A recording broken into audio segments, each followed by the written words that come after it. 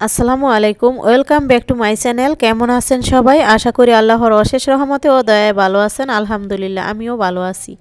আজ আমি আপনাদের সঙ্গে শেয়ার করব একদমই সহজভাবে সুন্দর একটি স্টাইলিশ হাতা কাটিং ও সেলাই। আশা করি পুরো ভিডিওটা যদি আপনারা দেখেন তাহলে এই সুন্দর ডিজাইনার হাতাটি অতি সহজে আপনারাই তৈরি করতে পারবেন। তো দেখুন হাতাটি আমি কিভাবে কাটিং করব আর কিভাবে সেলাই করব পুরোটা দেখার জন্য অনুরোধ রইল।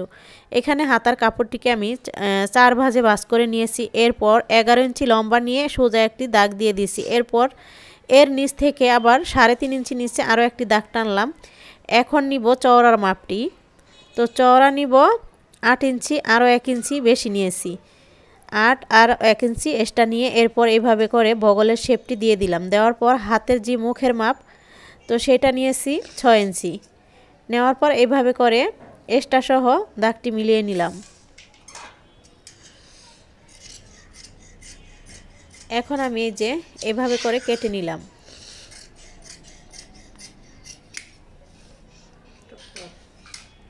এখন আমি জামাজি কাটিং করেছিলাম সেখান থেকে এই কাপড়টি ভাঁজ করে নিয়েছি। এরপর এভাবে হাতের বন্ধপাশ থেকে হাতাটা দিয়ে এভাবে হাতের মুখের মাপটি বের করে নিয়েছি। চাইলে আপনারা হাতের মুখ যে 6 ইঞ্চি নিয়েছি সেইভাবে আলাদা করে মেপো এই দাগটি দিতে পারেন বা এইভাবে রেখেও দেওয়া যায়।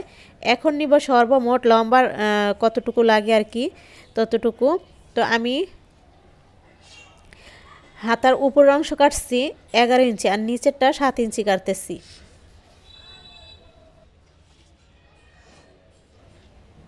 তো মোট 18 ইঞ্চি ঝুলের মাপটি আর কি নিচের সর্বমোট আর কি 18 ইঞ্চি। সেলাইয়ের পর কিন্তু এখানে আরও 1.5 ইঞ্চির মতো কাপড় কমে যাবে। তো এই তো এখন এইভাবে রাউন্ডটি মিলিয়ে নেওয়ার পর কেটে নিব।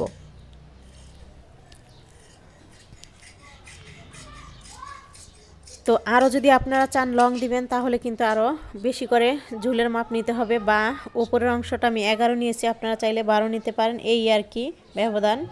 তো এখন আমি এইখানে এই কাপড়টি নিয়েছি হলুদ রঙের কাপড়টি বন্ধ পাশ থেকে এইভাবে ধরলাম। যে কোনো এক পাশ থেকে ধরলেই হবে, কারণ আমার এটা দোনো পাশেই খোলা থাকবে, এতে করে কোনো সমস্যা হবে না।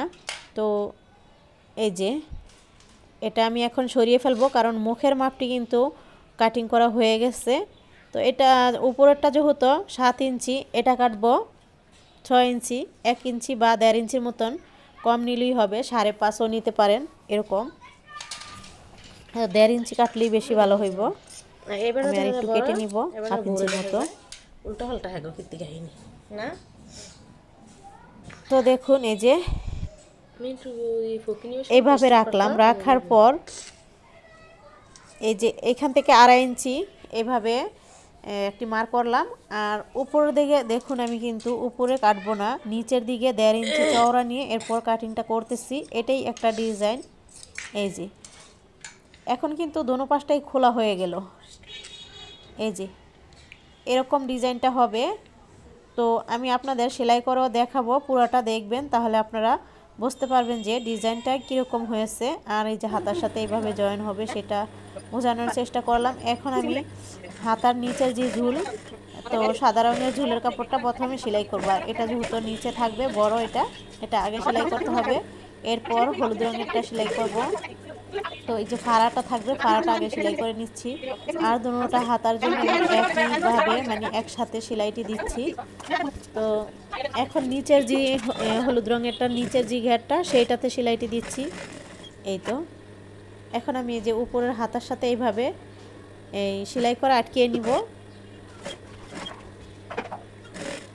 দেখুন এই যে আমি ডিজাইনটি কিন্তু আটকিয়ে নিলাম। এখন দেখুন এই যে এখানে একটা ফাঁকা হয়েছে, এতে করে কিন্তু দেখতে বেশি ভালো লাগে। আর এইটাই একটা ডিজাইন। এরপর এখানে আরও একটি ডিজাইন হবে, ফুল হবে, সেটাও শেয়ার করব। তো এই যে এই ফুলের জন্য সমান করেও নিতে পারেন বা একটু বেশ কম হলেও কোনো সমস্যা নাই। 3 ইঞ্চি করে নিয়ে এরপর এটার দুই পাশ যে খাড়া দুই পাশ সেলাই করলেই হবে। এই যে এই সেলাইটা আমি ভুল করে দিয়ে ফেলেছি, এটা দিতে যাবেন না। দুই পাশের সেলাইটা দেওয়ার পর আর দুই পাশটা খোলা রাখতে হবে, এটা উল্টানোর জন্য। এই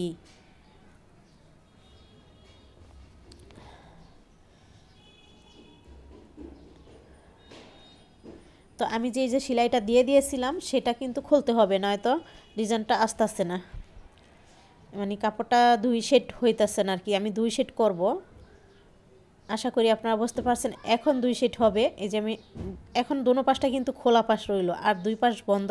তো সেইখান থেকে আবার আমি অর্ধি করে নিয়েছি বাঁশটি, করার পর একটি ডিজাইন হয়ে গেল। এখন আমি এই পাশের খোলা পাশটা ভাঁজ করে নিচ্ছি এইভাবে ঘুরিয়ে। এখন আমি সেলাইটি দিয়ে এক পাশ বন্ধ করে নিব। এই তো সেলাই দিয়ে দিলাম, আর 2টা কাপড় কিন্তু এখন 2 পাশে আসলো। এখন আবারও এই পাশেরটা একইভাবে বন্ধ করে নিব, মানে একটু একটু করে ভাঁজ করে এরপর মুখটা সেলাই করে দিতে হবে। এই তো দিলাম আমি। দোনো সাইড যে খোলা ছিল সেই দোনো সাইড আর কি সেলাই করে বন্ধ করে দেওয়ার পর এভাবে ভাঁজ করে করে ধরবেন, তাহলেই কিন্তু একটি সুন্দর একটি টাই ফুল হয়ে গেল। এখানে চাইলে সুতা দিয়ে পেঁচিয়েও গিটু দিতে পারেন।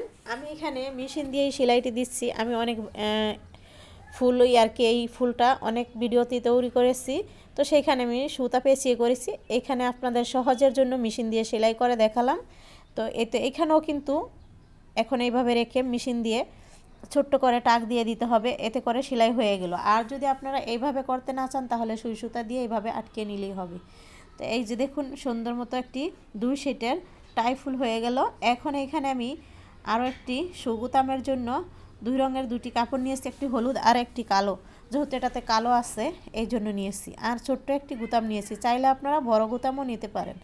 তা নেওয়ার পর এভাবে হাত দিয়ে পেঁচিয়ে দেখুন এটা কিন্তু 2 সেট হইল, এক সাইড কালো আর এক সাইড হলুদ। তো এই যে এখন আমি এখানে রাখবো ফুলটার মাঝে রেখে এরপর সুই সুতা দিয়ে এটা হাত দিয়ে সেলাই করতে হবে।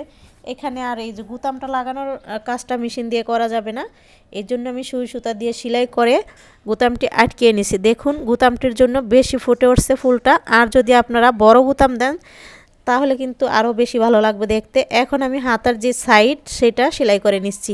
তো হয়ে গেল আমার সুন্দর একটি স্টাইলিশ হাতা কাটিং ও সেলাই। আশা করি আপনারা বুঝতে পারছেন। আর যদি কোথাও না বোঝেন কমেন্টের মাধ্যমে অবশ্যই জানাবেন, আবার রিপিট করেও আপনারা চাইলে দেখতে পারেন।